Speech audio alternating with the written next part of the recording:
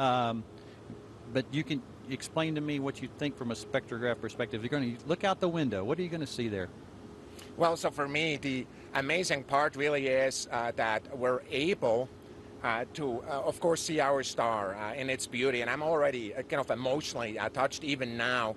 But also, we're going to see how that eclipse, that the lack of radiation, this perfect cloud that the moon makes affects the Earth and its turbulence. And, I mean, I'm really going to see whether we're going to feel it up here. Very cool.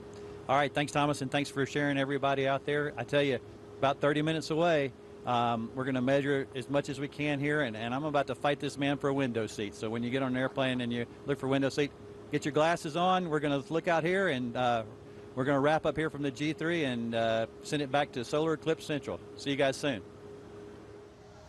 Wow. And that's great. Amazing, yeah. Thank you to those of you on the G3 to fill us in on what you're going to be seeing from there. Here we are on the other side of the country, here at Charleston, South Carolina. I want to give a shout out to the college. The students here have been so incredibly great for us, and we are actually going to have a chance to go back to Salem, Oregon, and find out a little bit more about what they are seeing there.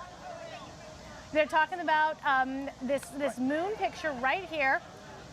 Right, we've got a live picture right now from Salem, Oregon. We were showing you earlier in the broadcast, and as you can see, as we've been sort of describing it as the moon taking a bite out of the sun, it's continuing to happen, and what it looks like, Karen, is like it's almost like the sun. What we see is almost like a crescent moon, but it's not. It's the moon is actually the black portion in the upper right-hand portion of the sun that's being blocked out as we get closer and closer toward totality, which as Robert and Thomas said from the G3 aircraft, is only about 30 minutes away for folks in Oregon.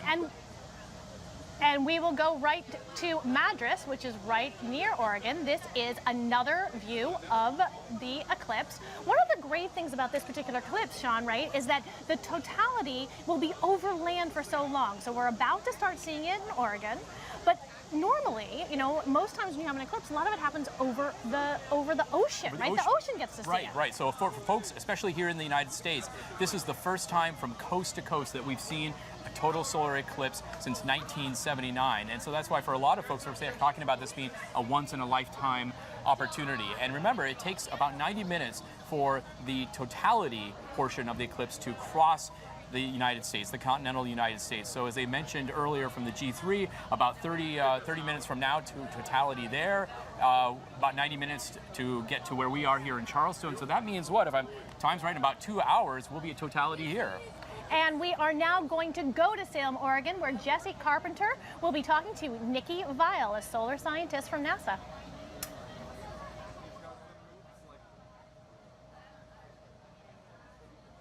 Welcome back to Salem, Oregon. It is clear, but yes, it is a little bit breezy it's here windy, today. yeah. Isn't it? Yeah. I'm joined again with NASA solar physicist Nicolene Weil. Hi. Hey, so why don't we just take a look at what we've got going on here now that transit is deep underway. Yeah, so the moon is crossing in front of the sun, and it's kind of looking like the moon is taking a bite out of the sun. And if you guys have any colanders with you, like a kitchen colander strainer, you can actually see, if you let the sunlight come through that colander and look at the shadow on the ground below you, you'll actually be able to see the projected image of the moon taking a bite out of the sun down on the ground in front of you. Oh, that's cool. Yeah. So you can just get something from the kitchen and share that with everyone who you're watching this with. That's great. That's right. Now's the time to take out your pinhole cameras if you have those, or if you have those, you know, the safety eclipse glasses. Now's the time to get these out and make sure to look at the sun with these on. That's right. You want to be watching safely. And I know we've been talking about it, but we really can't stress it enough. It's very important to be wearing these glasses. It's just so amazing, though, to see the moon crossing in front of the sun. I mean, you never get to see anything like this.